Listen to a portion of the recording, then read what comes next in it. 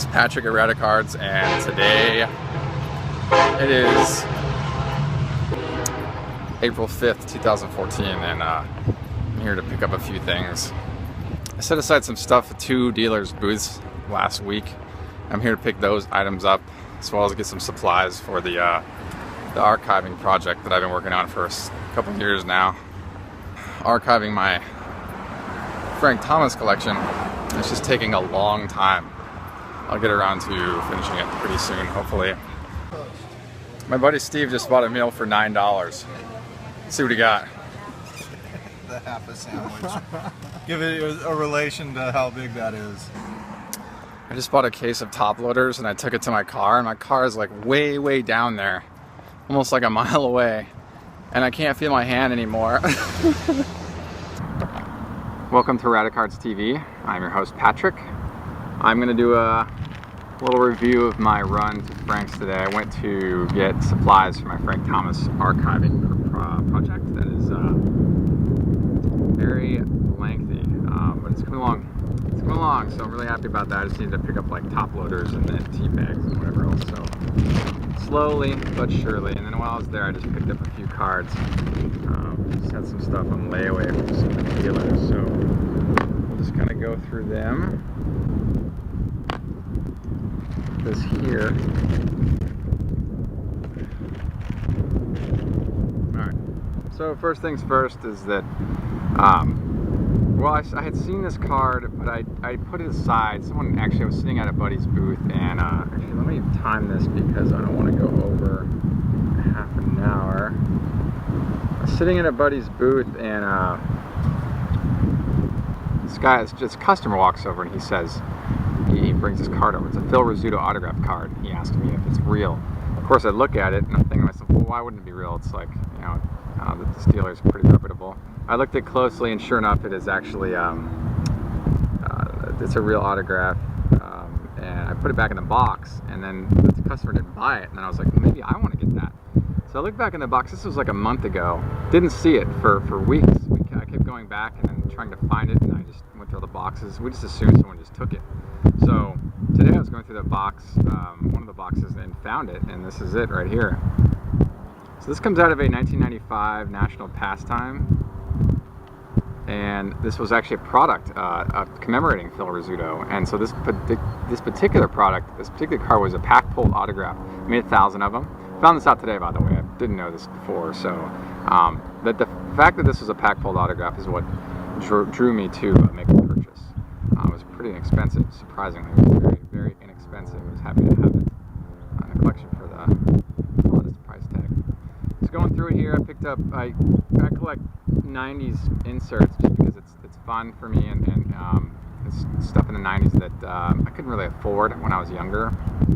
So Thomas and non-Thomas, but I don't really actively collect stuff that's not Thomas unless the price is right. And usually it's just when I'm digging through boxes or whatever. At shops and shows, I pull this stuff out and set it aside and buy it. So this is a 1998 Sports Illustrated Extra Edition John Smoltz. Okay, so it's numbered to 98. Same serial numbering look as the Platinum Medallions Ultra. It's really nice to have that one. I got a Carlos Feebles, looks like 1999 Skybox Premium. Really beautiful Star Rubies. Number 50. It's really cool. Picked up a, what is this? A 1998 Fleer Classic 63, numbered to 63. So you can see this kind of got gold on there. So number 63 on the back. So this stuff's getting harder and harder to find. So it's being put away in permanent collections, which is why I kind of just like to gobble it up when I can find it. It's kind of fun. It's cheap though right now. 1998 Ultra Platinum Medallion Matt Williams. Love it. Really cool. Number to 98. Same serial numbering as the Extra Edition that we saw earlier. The Sports Illustrated Extra Edition, or I'm sorry, is it Extra Edition or what was it? Yeah, Extra Edition. And then I've got another Extra Edition here. This is the Sports Illustrated 90, 98, 99, 97 actually, I'm sorry. Number to 500, this is Manny Ramirez. So these are pretty cool looking. Got that logo on there. So number to 500. Next one's one of the Pacific 2000. This is the premier date, Matt Stairs, number 37, when he was on Oakland Athletics. So we had talked about Matt Stairs in a previous video. So Matt Stairs had been traded around. He holds the record for the time that the player has been traded around the most times. I think Canseco's pretty far up there too. But Matt Stairs, to my knowledge, even made a news headline that showcased that he was he made that record. It's kind of an interesting record. So I actually met a guy who went to either high school or college with Matt Stairs. I don't quite remember. But anyway, it's another story. And then in '95, Sportflix UC3 Artist Proof, Joe Carter. I always liked Joe Carter. So when I found this for $1, I was happy to get it. Pretty good card. Artist proofs on the Sportflix. On the Sportflix surface is interesting. I like this. This is '96 Leaf gold press proof of Pete Showrack. It's from the Reds. Just a common, but these gold press proofs they're harder to get, and plus they're hard to differentiate between the silvers and the bronze, specifically the bronze and the gold. Been a couple instances where I'd buy a gold on eBay, a Thomas, and it'd come in, it's a bronze, so I'd send it back, or the guy would reimburse me some amount or the full or whatever and have me keep it. So I have a bunch of bronze of the Thomases because of that. It's just hard to figure out, like it's hard to tell the difference between the gold and the bronze. So this is pretty fun. I got a 2000 SP Authentic Limited, SP Limited number 2/100 of Mike Messina. And look, it's got 35 of 100, which is Frank Thomas's number. It'd be cooler if it was Frank Thomas. I actually have the Frank Thomas of this, but these are pretty hard to find. I rarely ever see these. So these are cool. I got a bunch of 85 Topps Tiffany's. I got 5 of them here I picked out. These are pretty cool. So I got a Nolan Ryan record breaker. I got a Cal Ripken All-Star. I got a Pete Rose record breaker. I got a Pete Rose base card. Cool thing about these cards is they have the fluorescent green backs. Love that. It's so cool. And another Pete Rose. This is the managerial card because when he was managing and playing at the same time. That's got to be a lot of work. Pull 2 rolls like that at the same time. And this other stuff is just Thomas stuff that I acquired. I have the dealers set aside their Thomases when they get them, and then I just pick them up, even if I already have them, just because they know I like them. So this is the D Zone. It's kind of a cool card. I got UC3 in motion. Kind of like that. That's fun. Got a 92 Ultra All-Star. It's kind of cool. Classic old ones. 94 Ultra Award winner. Got, just go through here. Oh, this is one of my favorites here. The 94 Fleer Lumber Company. So, let's just pick out a few cool ones here. I remember 94 pulling this card out of a pack. Power Brokers Leaf. So this is a really cool card, and it's you know, it's got the black border. It's got kind of like a glossy finish to it, so probably be harder to grade a high. Although there's probably a lot of them that grade a high because it's a relatively modern product. Let's see what else we've got here. Oh, these are cool. So 95 Leaf Slideshow. So here's the one without the peel, and then here's the one with the peel. I couldn't remember which one I had. Probably have them both. I'm not sure, but it's kind of nice to have, just to put them away. So cool. I got 2 95 Pinnacle Red Hots. These come in a white hot parallel as well. They have like the Dufex finish. Love these cards. So fun. What else we got here? These are fun. 92 Fleer All-Star. So you got the Fleer All-Star and you got the Fleer Ultra All-Star. Let's take a look at the differences amongst the two here. So Fleer on your left and Ultra on your right. cool. Same year. I remember getting both of these and having to compare them, and I like the marble finish of the Ultra. It's just a step up. Again, it was Fleer's premium release back in the day. Love these Bomb Squad cards from '94 Triple Play. The sepia finish in the background. I remember pulling this card, or one of the cards in the set back in '94, and really thinking it was a decent set. I still think it's a decent set. What's we got here? Oh yes, 99 Metal Universe, Boys with the Wood. Kind of one of those cards that you can create a structure out of. I talked about this in my review of 99 Metal Universe that I did back in November of 2013 with a buddy of mine. It's a pretty cool set.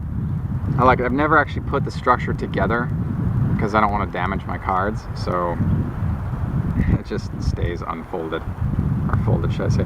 This is 99 Skybox Premium Soul of the Game. It's kind of cool. They've got the colorful foil there. Yeah, so just some cool stuff here, you know, that I pulled out and just had dealers set aside. Oh, this is a fun one. This is a Pinnacle Aficionado 96. This would be Slick Picks. So Aficionado was released in 96 and never again, actually, to my knowledge. There was only the 1 year that they did this release. What else do we have here? This is fun.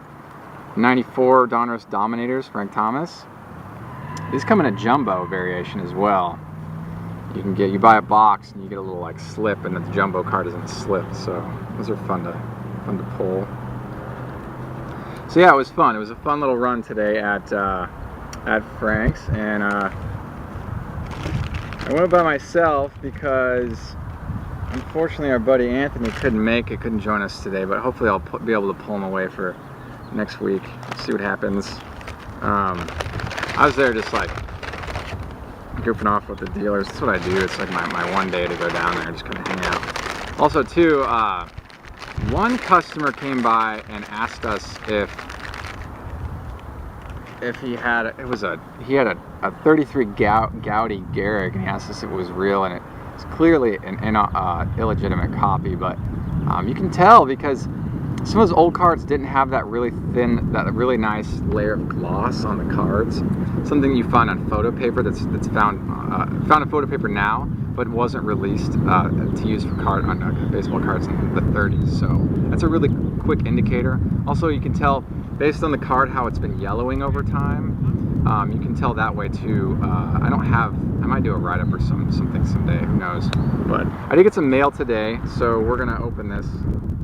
It's funny, I went to the post office the other day because I got a pink slip and they didn't have this piece of mail, and I was really concerned. I was actually worried.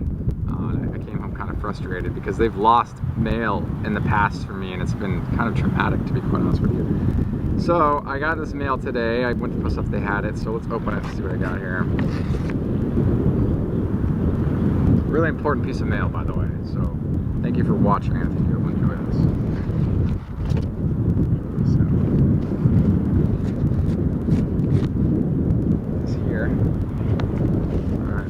So this is so back in '97, Flair Showcase released one-of-ones in their packs. Flair Showcase did what are called Legacy Collection Masterpiece, and they're one-of-ones. They were the first pack pulled or pack released one-of-ones in the hobby, and that's what started sort of the one-of-one craze. It's really popular in the '90s. It's still popular today. Even I think it's very popular today because you can find anybody on cards with one-of-ones. Showcase was a premium Fleer's like boutique release back in '97. I still very much love that set a lot. It's a gorgeous set. Those one-of-ones, I've never seen them in person. You know, I've seen them online. They're beautiful cards. This particular example is not from '97, but it's from '98. In '98, Fleer Ultra did a masterpiece release, and they were all one-of-ones as well. And so I was able to acquire one of the five one-of-ones from the set. I have another one. This is going to add to my other, so I'm happy to have two. This is the 1998 Ultra card number 475, Frank Thomas, the checklist. This is the 1 of 1 Masterpiece Edition. There. So what's cool about this is that what they did is they utilized the same design as the platinum medallions. So you've got the silver, well, the platinum really, silver background, the platinum finish on the ground, the nameplate. It's really beautiful, and just the differentiator is just where the serial number is, they've got instead the purple text that says 1 of 1 Masterpiece Edition. So really cool. I was really happy to get this. Maybe I'll someday see the other 3 1 of 1s surface, who knows. But happy to get that. It's nice to know that it's in my hands. It's not floating around in some post office or anything like that. So what else do I tell you? Well, so I'm in this fantasy baseball this year, doing it for Yahoo. I've been invited in, and I don't know what I'm doing. I dropped like 6 players today, and because like 3 players were on the disabled list and 3 were inactive, I picked up a bunch of minor leaguers thinking that they would be active this year, but they weren't. So I'm still learning about that. We'll see how that goes. This is my 2nd year. I did one with Anthony back in 2011, and actually he and I didn't do any trades at all. And I think he came in first and I came in 2nd.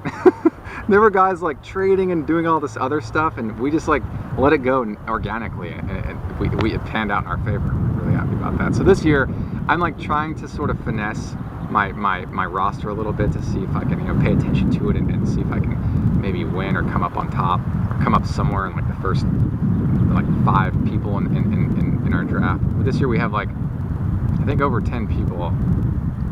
The guys that I joined up with are actually good friends with a buddy of mine that live in Orange County down here. A lot of them do, or like Southern California. So that's that. That's kind of where I'm sitting right now. That's all I have to tell you for this episode of Radicards TV. Again, thank you again for watching, and until next time, enjoy collecting.